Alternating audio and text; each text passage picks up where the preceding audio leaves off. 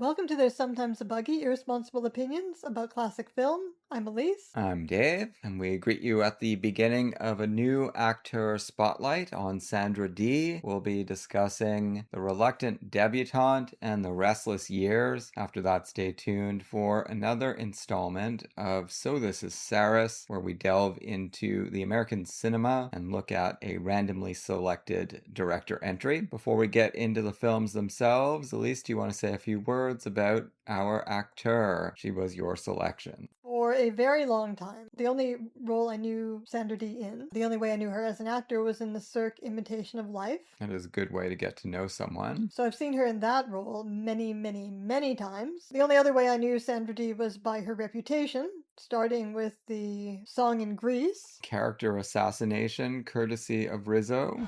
Stockard Channing. Also, from my mid-teens to my mid-30s, I was a very big fan of Camille Paglia, who grew up in the 1950s and never let anybody forget it. She basically gave the same line as Grease on Sandra Dee. Here's an example, some late Paglia prose from a 2012 article where she's bemoaning the popularity of Taylor Swift and Katy Perry, and talking about how she feels like she's been thrown back into those white bread 1950s. It feels positively nightmarish to survivors like me of that rigidly conformist and man-pleasing era, when girls had to be simple, peppy, cheerful, and modest. Doris Day, Debbie Reynolds, and Sandra Dee formed the national template, that trinity of blonde oppressors. Wonderful nuance there from Camille Paglia. But then also, in my early 20s, I think, probably, certainly a long time ago, I also saw a documentary on Sandra Dee, because around then it was coming out about her being a survivor of child sexual abuse. She was sexually abused by her stepfather. By the time she was in Hollywood, she was already, or swiftly became, well, she's visibly anorexic already in these films. She became an alcoholic. She definitely had some rough times. She died in the early 2000s, I believe. Yeah, so she lived to be 62. Not horribly young, but basically suffering and fighting addiction the entire time. Yes. With that background knowledge, it seemed to me, contra Paglia, who used her as an example of an actress who refuses to show any dark side in her performances, no matter what may be going on beneath the surface. To me, in Imitation of Life, she looks visibly neurotic, which I found intriguing. But no more than that until not that long ago, only a few years ago, we watched the Delmer Daves movie. Summer Place. Yeah, and it was a very good, serious melodrama. I thought she was great in it. We've covered it more than once on the podcast. So at that point, I started thinking, maybe we could do a Sandra Dee Acteurist Spotlight. Wouldn't that be saucy of us? Well, after doing Isabelle Huppert and Jennifer Jason Leigh. Coming right on the heels, yes, of those titans, Sandra Dee. But as I looked at Sandra Dee's filmography, I was hard-pressed to find any movie that didn't look interesting for the co-stars or for the director or for the writer. So it looked like, surprisingly enough, a Sandra Dee feature could be a real feast. And I wasn't disappointed in these first two movies. How about you? I love them. Fantastic. All right, let's hear what Leonard Maltin had to say about The Reluctant Debutante. This is from his TV Movies and Video Guide, 1991 edition. He gives the film a 2.5-star rating out of a possible 4. It's from 1958. Bright drawing room comedy, which Harrison, Kendall, and Lansbury make worthwhile. British parents must present their Americanized daughter to society. Cast list: Rex Harrison, Kay Kendall, John Saxon, Sandra Dee, Angela Lansbury, director Vincente Minnelli. So right there we get a dig at Sandra Dee. Leonard Maltin, apparently no fan, does not think she contributed anything to the positive feelings he has about this film. Nor, I guess, did the director. No, I guess not. Suffice it to say, Maltin may be missing something here. In addition to the movies themselves being good, it was interesting to pair compare these two movies, starting out our Acteurist Spotlight on Sandra Dee, because on the one hand, you get her here in the Reluctant Debutante, giving just a basic teenage star persona, right? She's not doing any heavy acting in this movie. Her job is to be likable, which she does very well. Well, also projecting a kind of sanity that her parents lack, and she's kind of taking care of them. In both movies, she's taking care of parental figures to some extent. I mean, sure, we can talk about similarities and differences there. But then in The Restless Years, she's giving a real performance, and you can see there is a wide contrast already. And this is not someone who had any acting training. She was a child model, and then they put her in the movies. Definitely not something that you would think someone could walk off the street and pull off, but she does. It's a very polished comedy of manners performance in the first, and in the second, yeah, an intensely anguished performance. Yeah, certainly I would not describe her in either of these movies as simple, peppy, cheerful, and modest. No. And that's the other thing about the Sandra Dee screen persona so far in our investigations. In contrast to the line from the Grease song, "Look at me, I'm Sandra Dee, lousy with virginity." Sandra Dee always plays a character who is sexually frank and curious. We're meeting her here at age 16. Wow, really? Was she really that young? Born 1942. Well, she's a positively precocious actor in that case. Practically one of those miraculous child actors. You know, this is not Beverly Hills 90210 teenage performing. This is an actual teenager. So we didn't really get much of the plot from Malton's recap, so let's maybe set the stage here in case people haven't seen the movie and aren't planning to, maybe. Well, they should be planning to. They should. It's terrific. It's a Technicolor widescreen extravaganza from Vincente Minnelli, but it's anything but epic in the way it approaches the lives of these people. He's working with this grand canvas. Yeah, it's weird. It's a weird contrast. And I wasn't sure kind of what the point of the movie was for a long time, which means that as a comedy, it is a very, very, very slow burn. And it gets better and better and funnier as it goes along. Absolutely. So you've got Rex Harrison, who is a British banker, well-to-do individual. He has remarried not that long ago, Kay Kendall, and they are all in a lather about the imminent arrival of daughter, played by Sandra Dee, who's been living in the United States and is completely foreign to them, really. It's like they've barely seen her. Well, Kay Kendall really has barely seen her. I think they're meeting for the first time. Yeah, and Rex Harrison has no idea what she's going to be like either, so it's been a long time for him. They're debating whether she is going to be, an awkward, ugly child or not, and once she arrives, she's Sandra Dee. She's very appealing, seems pretty well adjusted. Kay Kendall decides that she is going to live out a missed opportunity from her youth and force Sandra Dee to go through all of the rigmarole of a real debut during the British season. And Kay Kendall wasn't able to experience this because she came of age during the middle of World War II. The bombs were dropping, the balls were cancelled. Have you ever seen Kay Kendall in anything before? Les Girls. That's a good movie.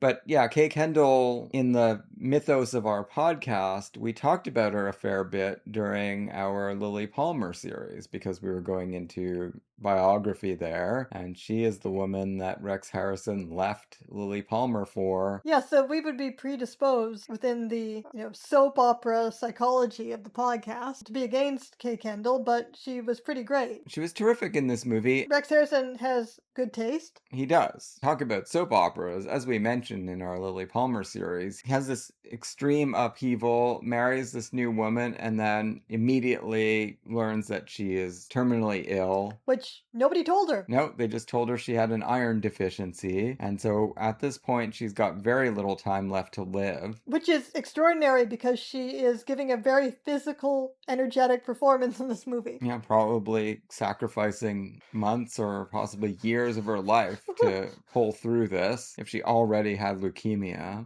And it's a satire, obviously, of the British upper crust and their weird ways. Sandra Dee provides our eyes onto this ridiculous world. She is dubious from beginning to end about everything that's happening. Well, she's a James heroine. Yeah. Couldn't you see Sandra Dee playing Daisy Miller? She would have been fantastic, actually. There are a whole series of British oafs that she's forced to dance with at these balls, but really there's one main oaf that we have to contend with throughout the course of the film. Peter Myers playing David Fenner. It's really quite a brilliant comic performance in its own right. He doesn't even have a Wikipedia entry, though. No, I don't know who this guy is. He's a member of the Buckingham Palace Guard, and apparently a crashing bore. All he ever talks about are directions around London, but this lulls you into a false sense of security. But also, Diane Clare is inexplicably in love with him. She has a kind of ironic approach to all of that as well. Like, she knows it's stupid, but do you think she can't help. Of course, because she acts very like, whatever, David. When she is explaining to him what's going on, that he is in love with Sandra Dee, and she doesn't seem like she's gonna break down in tears over it, right? She's a cool observer. I kind of liked her character as well. And then it turns out he's a maniacal sex offender. But yeah, but you're jumping way ahead. It takes the entire length of the movie for this to unfold. Yeah, well, we can move all over the place in the narrative. So he's an upper class twit, the only upper class twit who, as you said, is given any real characterization of all of the physical twits that she has to dance with. It's a callback to Meet Me in St. Louis with Sidney Gorsey, Hugo Borvis, all these people that they force Judy Garland to dance with. And so this one's verbal tick, mental tick, humor in the Ben Jonson sense, is that he is obsessed with the best way to go in a car to get somewhere. He's like a GPS system. That's what Harrison really means. You know, he has that line about, on the contrary, I'm fascinated by him. It's like talking to a signpost. But a GPS would be even more accurate if he had that comparison. He didn't have that reference point, sadly. But yeah, I mean, we are led to believe by his oafishness that he's also harmless. Because he's so goofy and boring. He is boring and goofy, but also dangerous. And even that is very slow to evolve. How seriously we're supposed to take this, right? So we first find this out, at a well-advanced point of the movie. It's a movie that is only an hour and a half long, a little over an hour and a half, but was presented in such grand style and with such slow burn that it feels longer. It feels like it's 2 hours. It's spacious. Before we even get to that climactic party scene, we have that whole sequence that eventually turns into that whole montage of balls, of debutante balls, that turns into Rex Harrison's nightmare. Yeah, and it's always punctuated with this moment where they start playing the anthem and everybody has to freeze. And it actually comes into the plot later. That's what allows Sandra Dee and John Saxon to escape one of the dances, because nobody's allowed to chase after her. So John Saxon as David Parkson is a drummer. That's the only reason he's at these balls. He casts a pretty jaundiced eye upon them, but he needs the money. He's from the United States, and he mentions early on that he has Italian ancestry as well, and he's in fact going to Italy to visit a sick relative. I mean, of course we knew what the trope was at that point, didn't you? No, I didn't. Really? I didn't expect him to be a titled Italian. Of course.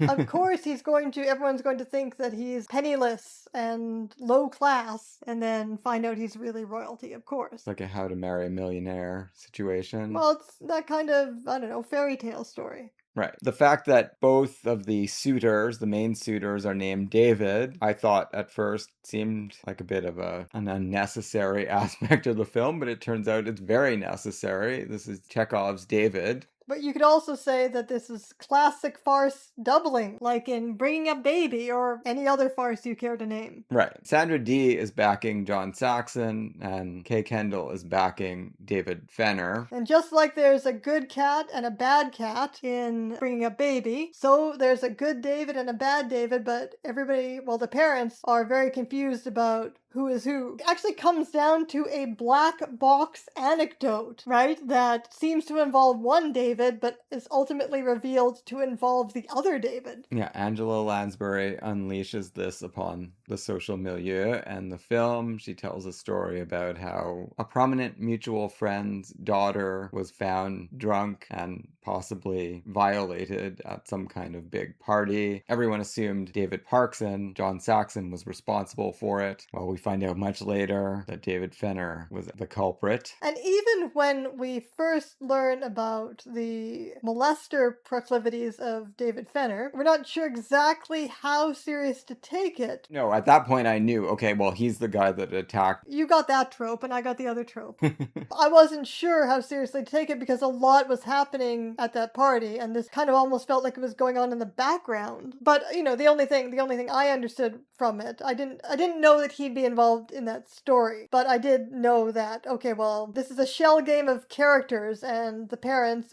and particularly Kay Kendall, are guessing the wrong one. She's really game to play this character because she's wrong over and over and over again. And Rex Harrison... But she's not unlikable somehow. And Sandra Dee never dislikes her. That's really interesting because this is her stepmother, and her stepmother is ruining her life. But she has infinite patience, almost infinite patience, until they collapse sobbing at the end of the movie. It's true, it doesn't turn into a Wicked Stepmother movie ever, Which really. is nice. Yes. And Rex Harrison, I mean, his instincts are certainly tending toward John Saxon, but he can't admit it because he has this loyalty toward his wife, and he winds up playing an interesting kind of go-between role between the two women. Isn't there a whole scene where Sandra Dee is talking to Rex Harrison about how she knows that he's really on her side? I felt like I dreamt that scene in this movie because I was thinking of Stanley Cavell in Pursuits of Happiness. I can't remember which essay it is where he talks about the father in this group of movies, Comedy of Remarriage, being on the side of the daughter heroine's desires. Yeah, that's definitely, and It Happened One Night, where he's talking about Walter Connolly and his secret manipulations of the romance plot to allow Claudette Colbert to choose what she wants to choose. Right. But here it's a little bit more complicated because there is Kay Kendall, and her desires need to be acknowledged and humored, at least. And probably the funniest sequence in the entire movie turns comically. Well, this is where we first see the David confusion paying off. Yeah, the tale of two Davids comes right to the forefront here. Kay Kendall's series of phone calls after Angela Lansbury deliberately puts her onto the wrong David. Because they're all fighting over getting this David Fenner. And there's just this miraculous handover of light verbal comedy and perfect timing from Kay Kendall to Rex Harrison to Peter Myers and back again, Yeah. right, to the series of phone calls. It all turns on the question of one of the David's mothers being dead, but Kay Kendall has been made so batty by this debutante ball mission that even this discrepancy doesn't slow her down. And it pays off with this really offhand Wildian joke about the dead mother. Kay Kendall calls back. She calls John Saxon first, thinking he's the other David, invites him to dinner on the way to the ball, and then sends her love to his mother, and he says, okay, fine, I will. He doesn't understand why Kay Kendall is calling him up because she is the same person that has forbidden Sandra Dee to see him. No, but he's not going to lick a gift horse in the mouth. Definitely going to go along with it. So that's fine. That's all settled. Angela Lansbury really secretly arranged all of this. And it would have been left at that, except that David Fenner has been getting all horned up for Sandra Dee. And he calls immediately afterwards, like 2 seconds after she's had this phone call. I mean, he asks for Sandra Dee. And they start talking. And then when Kay Kendall finds out who it is, she's like, I've got to make it up to him. I've just committed a horrible faux pas. I've raised the specter of his mother here, his dead mother. And she gets him on the phone, and this guy's like a total sociopath. He clearly didn't shed many tears when his mother died or when anything else has ever happened. Kay Kendall's trying to apologize to him, talking about how she has made such a dreadful mistake. No, she's like, oh, I'm so sorry. Wishing my love to your mother. It was such a silly mistake to make. And then he She says, couldn't help it. She couldn't help it, actually. Yeah, he's not really paying attention. He's not understanding because he didn't have the first conversation with her. He has no context either. No, but the very idea that he thought that Kay Kendall was saying his mother made a silly mistake by dying. This is really skillful farce. Expert comedy playing, absolutely. Did I know Vincent Minnelli could do this? Not necessarily. I'm not surprised. Well, he's done very fine comedies. Yeah, but this particular style of sophisticated farce, this movie apparently, it did not do well at the box office, which is interesting, therefore, that then Universal still goes ahead and pairs John Saxon and Sandra Dee again. Probably part of the problem was, as we were mentioning, it was an expensive movie, but it did very well in England, and it did very well in New York, so that's the kind of comedy this is. Middle America did not appreciate it. You would think they might want to sneer at the British upper class, but I guess they just don't want to think about them at all. Irrelevant. Then we get that long stretch after Sandra Dee and John Saxon managed to escape and go to some nightclubs together, get away from these debutante balls. Everyone is terrified about what she might be doing. They think that John Saxon is a potential date rapist. Correct. So they spend a lot of time in horrible imaginings, and then they keep going, this is Rex Harrison and Kay Kendall. And they're drunk.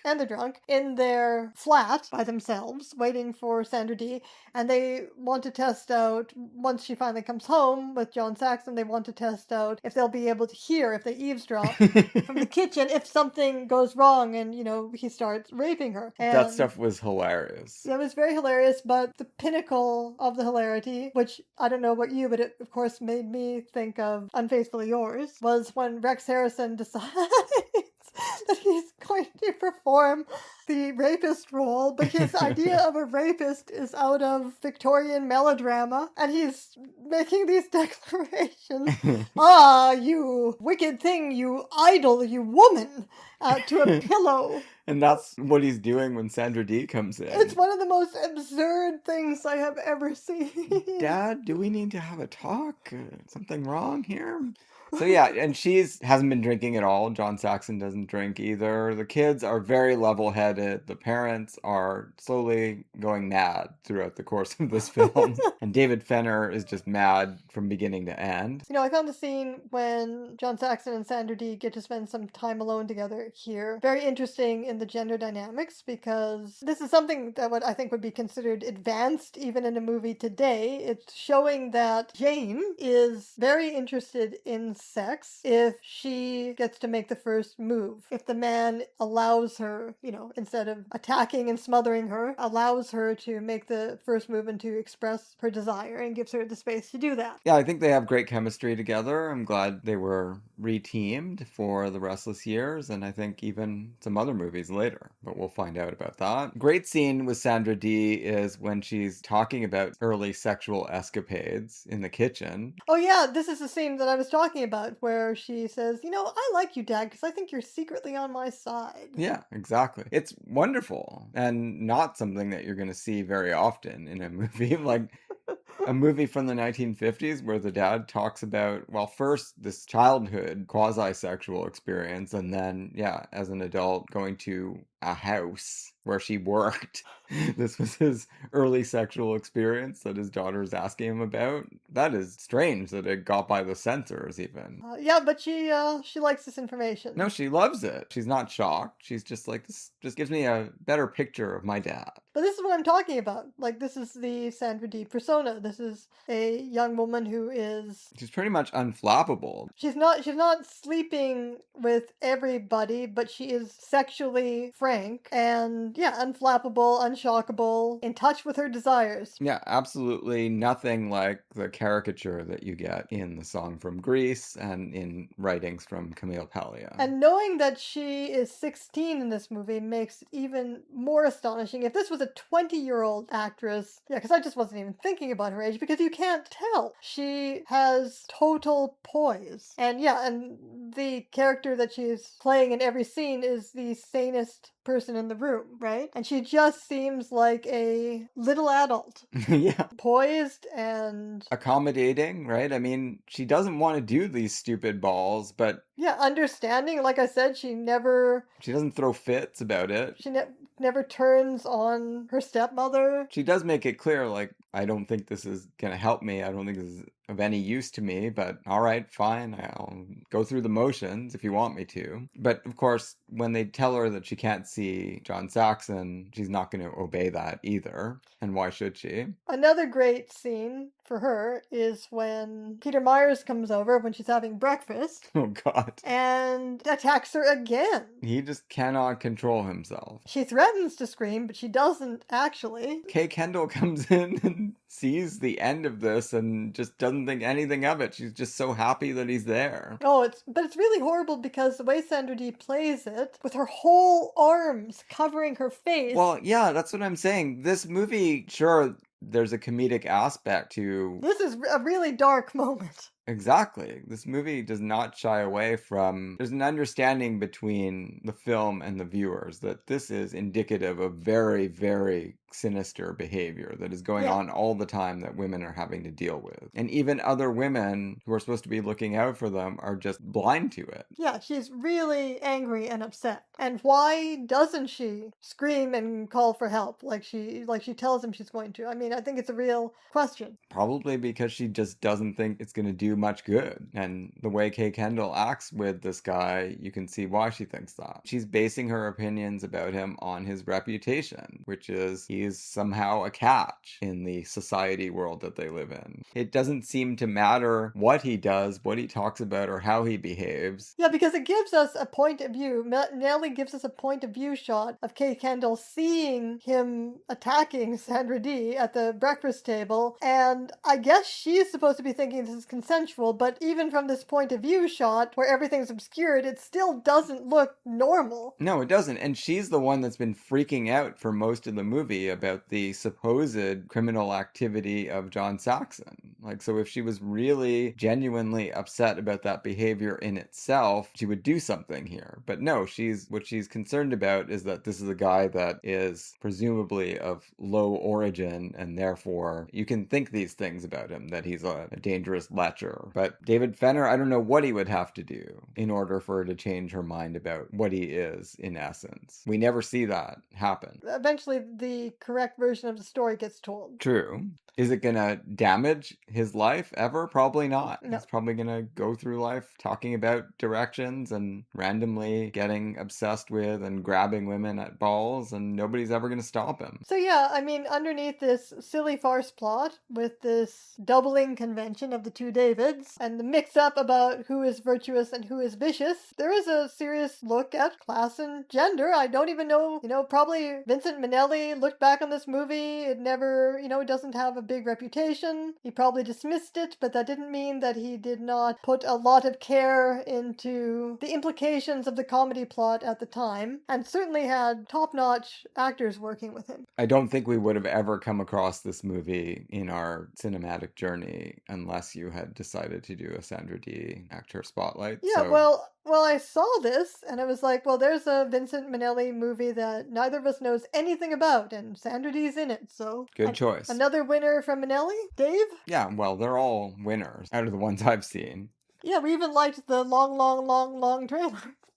That was very good. This might be even a little better. We'll turn our attention now to The Restless Years, also from 1958. Maltin gives this one 2.5 stars out of a possible 4. Capable cast in overblown melodramatics involving small-town life, the generation gap, skeletons in family closets, etc. Cast list: John Saxon, Sandra Dee, Margaret Lindsay, Teresa Wright, James Whitmore. Director Helmut Käutner. I thought these were both at least 4-star movies, maybe 4.5. As much as I liked The Reluctant Debutante, I loved The Restless Years even more. I gave it 5 stars on Letterboxd. I thought it was basically the movie that Peyton Place could have been. Yeah, of course, the Peyton Place references are all there. But it's so much better than the Peyton Place movie. Now, the Peyton Place novel is top-notch as well. But yeah, this was an incredible movie. Yeah, would you have thought that Sandra Dee could have played Allison Mackenzie? Of course, she's not that far off from young Mia Farrow in Persona. I definitely can see it now. So, I think this movie was the furthest thing from overblown. I don't know what Maltin is talking about. It was extremely subtle in so many ways, and it built up tension magnificently. It had so many good actors in it, people that we don't get to see at this phase of their career very often either. True. Like Teresa Wright and Margaret Lindsay, favorites of mine. Yeah, and I mean, there's some self-referential casting, right? With this play within a play. They're doing Our Town, and Yeah, Teresa Wright had Here we played have- Emily. here we have Teresa Wright, and our version of the movie wasn't clear enough for me to tell, but that might have been a picture of Teresa Wright in the wedding dress in the front of the book that they've got. It looked like it. It could have been, yeah. Yeah, I hope that someone restores this film because It looked like it would have been beautiful. The version that's out there that we were able to find was not in the greatest shape. we've definitely watched films in worse condition than this, but We've watched films for this podcast that you can barely see or hear, so low bar. Yeah, but I quickly forgot, for the most part, the condition of the movie because the story was so great. I guess the only thing I would say about it that put a limitation on it for me is that it did feel like quite a few familiar rehashed themes of drama of the era all thrown together. It wasn't that original. well, maybe not, but I think it might be one of my very favorites of this kind of film. It's obviously more lyrical than the Peyton Place movie was, and in that way more in keeping with the television show. So guess what? The play was by a Canadian playwright, the first famous and extremely prolific English language playwright in Canada. Trisha Jodrey. Born in Alberta. What else did she write? Millions of things, but this was her most famous one, apparently. She also worked in the United States. She was a co-writer of the radio show The Aldrich Family, and she was also apparently a self-proclaimed clairvoyant. Wow. Those wacky Canadians. And apparently, on top of being a spiritual medium who thought that her plays were being guided by Shakespeare, Shaw, and Tolstoy, Chowdhury believed that her daughter was the new Messiah. You cannot tell that the author of this play was insane from the movie. No, it seems very incisive and sociological. Unless, I don't know, maybe she strongly identified with the Teresa Wright character? Maybe. Sandra Dee is an outcast at her high school because she lives with her mother, Teresa Wright, who is definitely a bit off and committed indiscretions in her teenage years and has been just ostracized ever since. She makes dresses and never leaves the home. She looks every day, she awaits a letter from some unknown person because she has told Sandra Dee that father is dead. But we hear right off the top of the movie that everybody knows that she's illegitimate. Right. There's no pillar of the community back there that was her father, a legitimate parent. And she's heard rumors about this her whole life as well, but it has never come out between herself and her mother. As we were saying in the first film, she has this level-headed quality, and she is really the caretaker for her mother in this movie. She's a bastard out of Libertyville. We get a sense of the attitudes that are held toward her. People make fun of her, but also guys think, well, maybe she's easy because she was born in sin.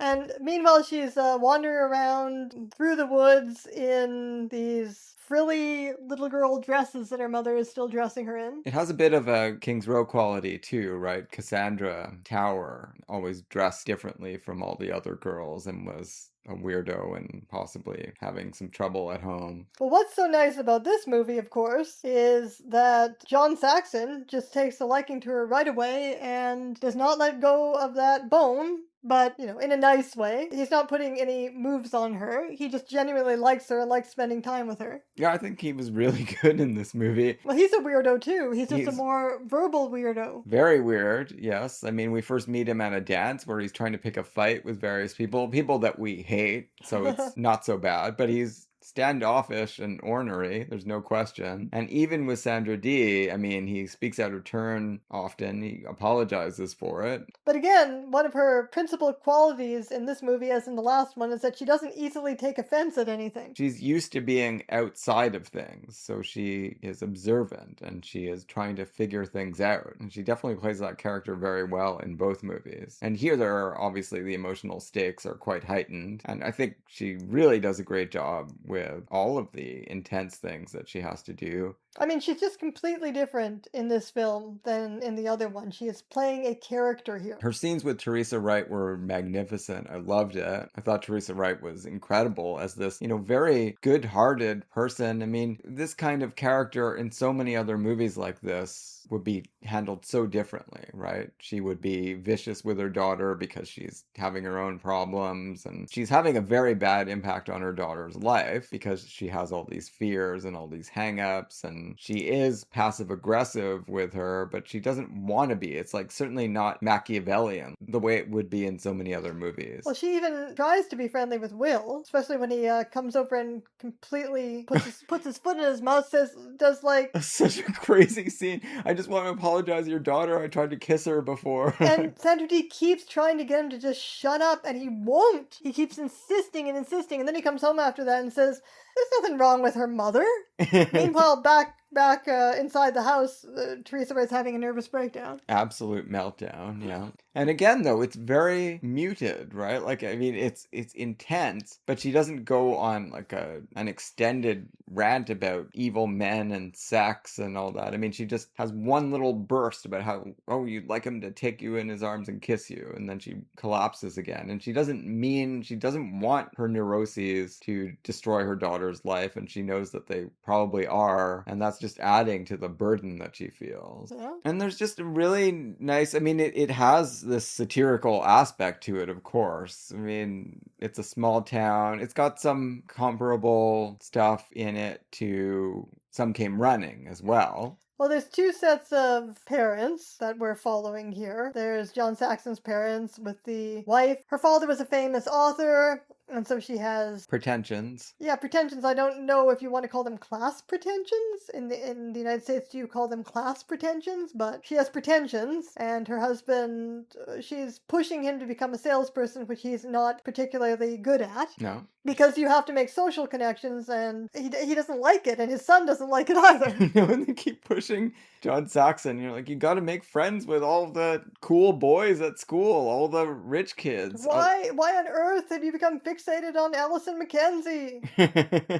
Then there are Polly's parents, most popular girl who's dating an absolute disgusting freak. Oh, man. Yeah, these Nazi boys were really scary. Like that scene where it's like sort of a drag race and then it turns into like, are they gonna just get out of their car and murder? Well, of course, the director got his start making movies in Nazi Germany. So yeah, he knows them well.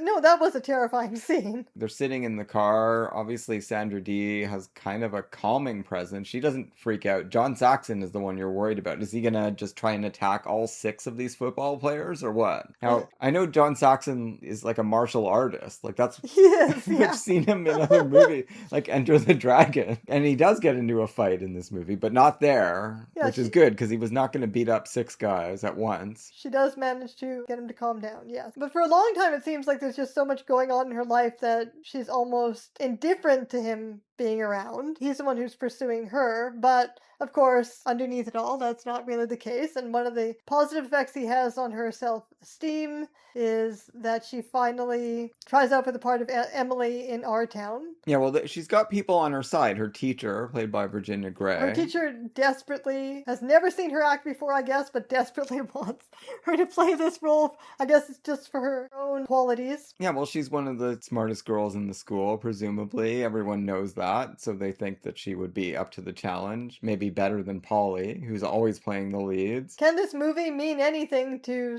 anybody who doesn't know Our Town? It certainly helps to know it, yeah. Because then you would understand, I personally myself could understand the stakes of wanting to play this character. We never produced anything this good in my high school. No, we didn't do Our Town at my school either. No, I would most certainly have wanted to play Emily. There's no way I would have got the role either. There were more popular girls who would have got that role. I didn't have a nice English teacher rooting for me. And John Saxon is really on her side. He is her biggest fan. And then we get this real, this interesting thing where these young actors are pretending to act in the movie, right? So we have to get some very, very bad Emilys.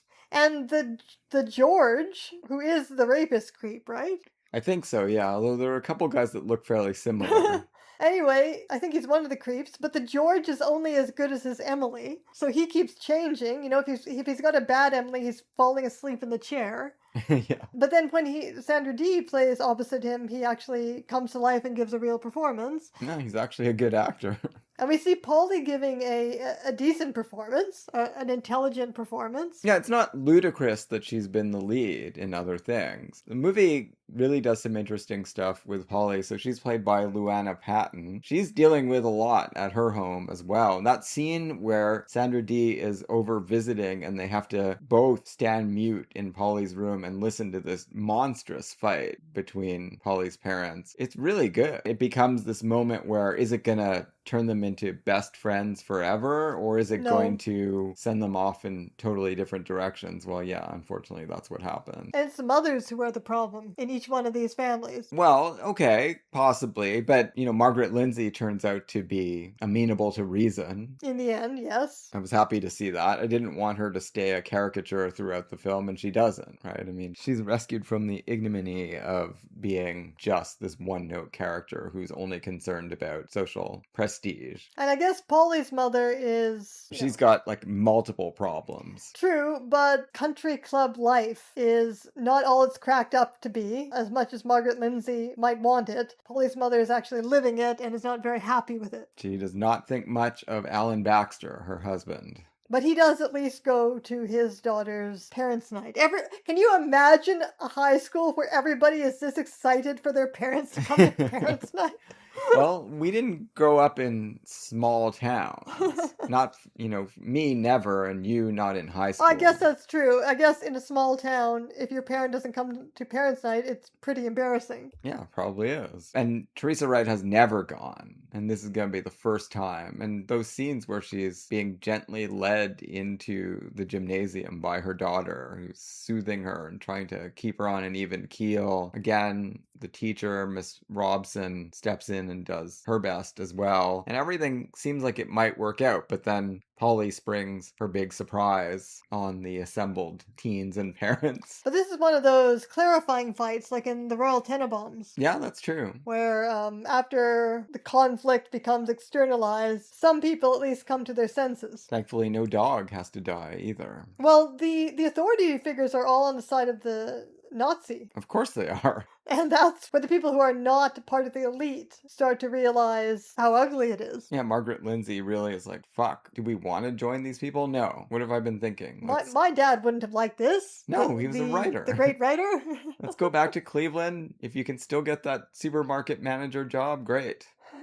But of course that's tragic for our young lovers who have been... The way in which Polly managed to victimize them is that she caught them maybe doing something naughty at the bandstand. We have to talk about that scene. Well, the bandstand figures from beginning to end in this film. Yes, it's a giant symbol and the scene of some very important things. Yeah, it got to be a little bit too much for me at the end, the bandstand. Very weak version of a Tennessee Williams motif. The scene between the two of them, Sandra Dee, John Saxon convinces her to put the Emily wedding dress on, and they start reading the scene between George and Emily very intensely. And then, it's so amazing. I thought it was such an amazing moment. Not unlike other moments in Sandra Dee films dealing with sexuality, that she, right in the middle of this very lyrical, intensely emotional scene where she's wearing this virginal white wedding dress, she suddenly is telling John Saxon, okay, let's have sex right now. I'm ready. I'm turned on. I'm ready to go. I'm in love. Let's do it. And he's the one that says, we can't do that. You're going to wind up getting hurt. Or pregnant. Yeah, of course. But yeah, and she feels guilty afterwards for wanting this, even though, of course, there's no reason people should feel guilty about having sexual longings.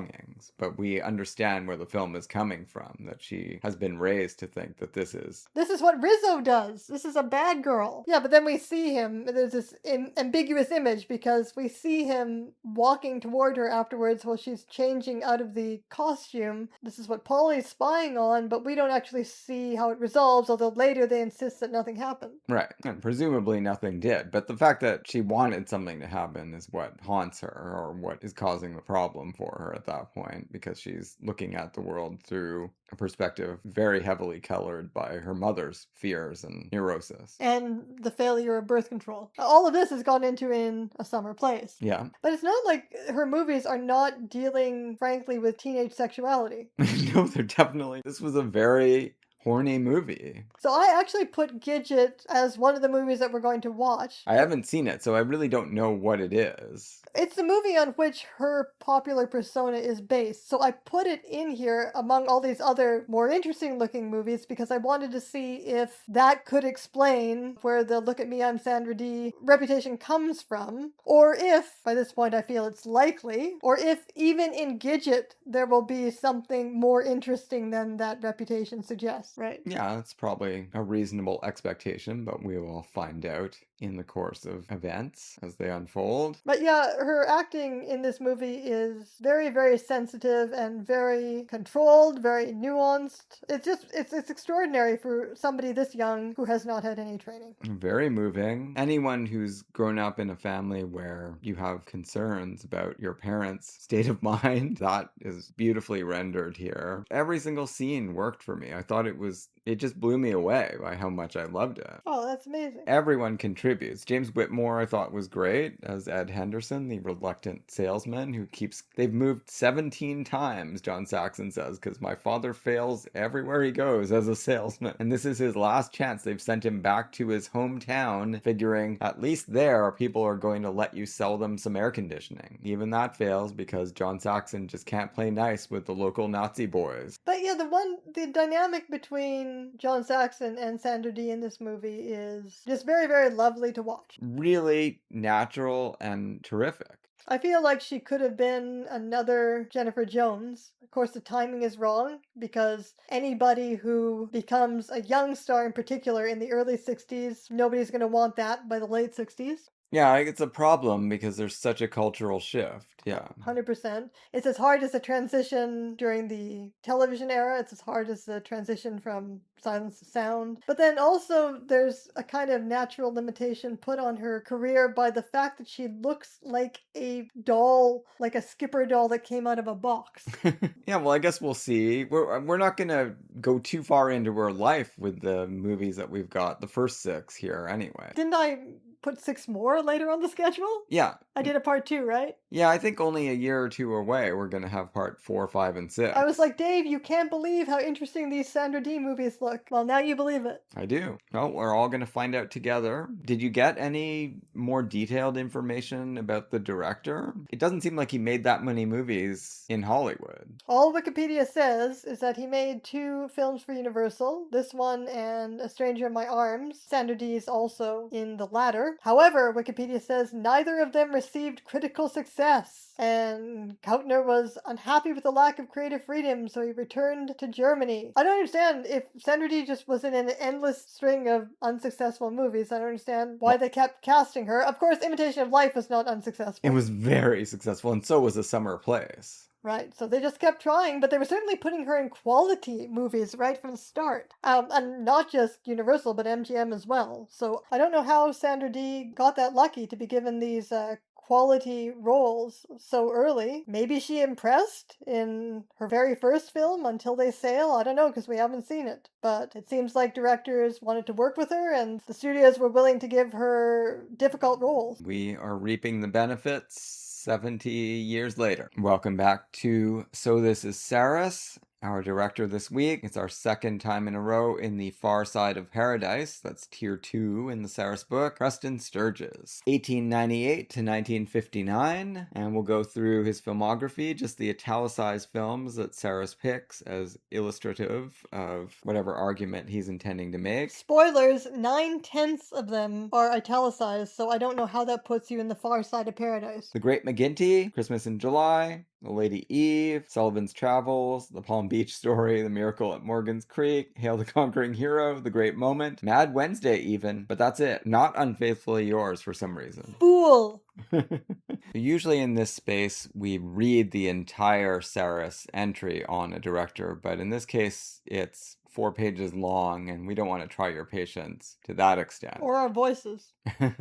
Nobody wants to hear people droning on for that long when you're listening to a conversational podcast. So Elise, I think, is going to summarize or excerpt from the entry. Well, I guess it would be excerpt because, having quickly read it over, there doesn't appear to be an argument at all. So I don't know why Sturges is in the far side. Almost all of his movies are italicized, and several pages are devoted to him. Well, the fact that he fell out of vogue so precipitously, maybe. Yeah, but I thought Sarris is supposed to be above that and just, be making his own rankings. Yeah, but those last few movies, he just doesn't think are any good. It doesn't matter. Like, the vast majority of the movies are italicized, are good. We don't have him here to defend himself or explain himself, unfortunately. Well, he could have done that in the entry. No, he never does. He could have explained himself in the entry. So I'll start by giving the couple of lines I liked. Sarris is a prose stylist. He's often very fun and then also sometimes incomprehensible. But here, I liked the Bruegel of American comedy directors. Sturges created a world of peripheral professionals. Politicians, gangsters, executives, bartenders, cab drivers, secretaries, bookies, card sharps, movie producers, doctors, dentists, bodyguards, butlers, inventors, millionaires, and derelicts. These were not the usual flotsam and jetsam of Hollywood cinema, but self-expressive cameos of aggressive individualism.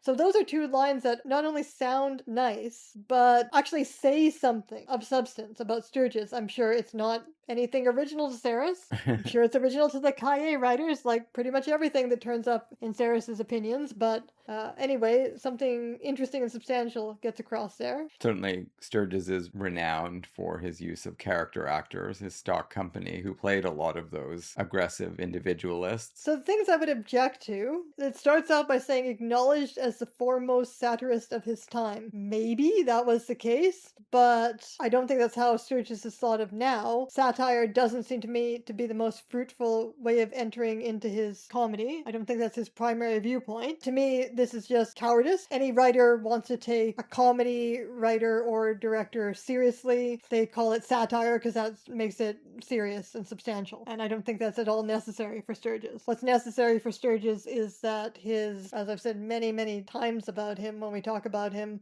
that his comedy plots expand on the inherent logic of the comedy plot. Drama can do this too. That's why we keep referring back to Henry James and all the variations on the Henry James plot. Right? So it can be said of comedy or drama that a great writer in that mode will be instinctively exploring the form of it. And that's what is important about Sturges. Plus, he's funny. He's very funny. He gets into the, and we've all heard about this, the biographical or autobiographical take on Sturges, which seems to be valid as far as it goes, but how far does it go? I think what I was talking about, Sturges' instinctive exploration of form, is much more important. But anyway, Sturges was criticized at his peak by James Agee and Manny Farber for an ambivalence in his work derived from a childhood conflict between a culturally demanding mother and an admired businessman foster father.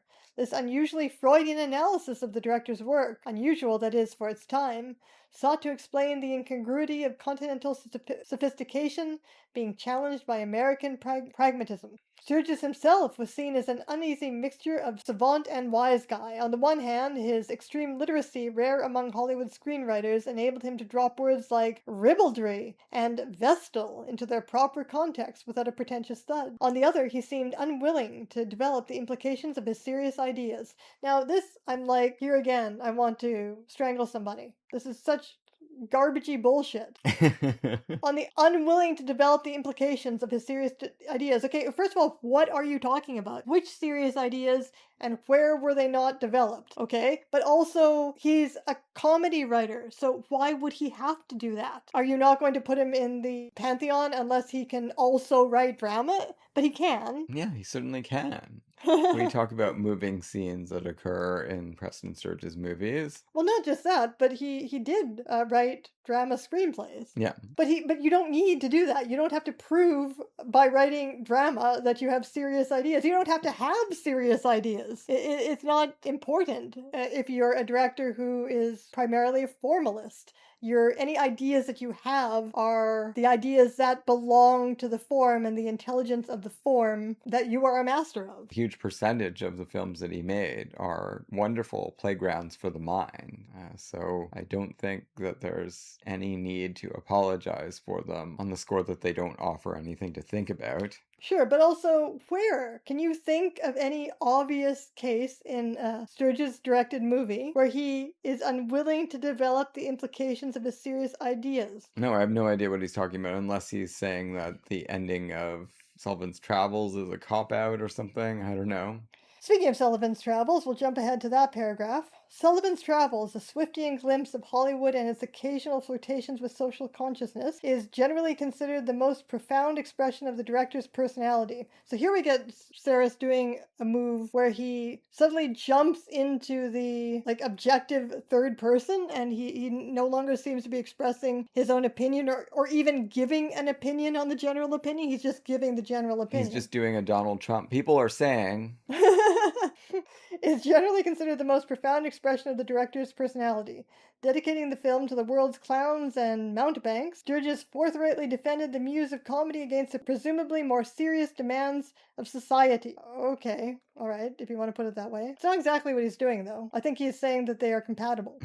Wouldn't you say? Yeah. Like Shakespeare's A Winter's Tale, the film pivots in one poetic pirouette from the sunny to the somber when an old derelict is trapped in a metal jungle of switch rails and is unable to avoid an oncoming train. I don't think you really needed to invoke A Winter's Tale there, but I've often spoken of Sturges and Shakespeare in the same breath, which might be a hint to you, Sarris, that maybe he belongs in the Pantheon. And certainly Stanley Cavell would have thought so.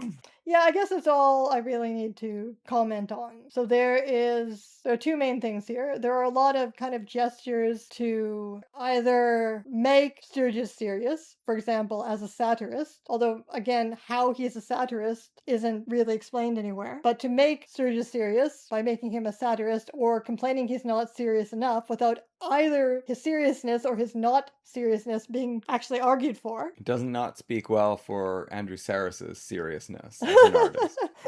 And then there's just no explanation anywhere as to why, based on what is written, he's not in the top-ranking circle. And why doesn't he talk about Unfaithfully Yours at all? Maybe he couldn't see it. Why isn't it italicized? Yeah, maybe not. Even that I wouldn't talk about as satire, unless it's satire of... Rex Harrison. of sexual jealousy of himself. Yeah. I don't know. Yeah, did you have anything to add to this? I mean, he says that Sturges doesn't have a good visual style. Yeah, of course. That definitely seems to be partly why he's discounting. But can you tell? Because I can't. No, I think he does. I think the movies look terrific. They look fantastic. So I don't know what anybody's talking about. I mean, right from the start, or almost at the start, Christmas in July, I think, is an absolutely beautifully shot movie, with nods even to the crowd. Sure, and it's not like he's not thinking cinematically. For example, in the scene in The Lady Eve where Barbara Stanwyck is looking in the mirror and commenting on everything happening around her. Yeah, of course, these are not just scripts. They don't look like stage plays. Yeah, and they're not just scripts that are brought to the screen in a perfunctory way. So, I'm sorry, Sarris, but you're not very serious. Sadly. All right, well, that's going to do it for this week. Next time on the podcast, it's our special subject for August 2026. Please join us for Max Ophuls in Italy and the Netherlands, where we will be discussing La Signora di Tutti and the comedy Om Geld. Back to Ophuls. Always a great place to be.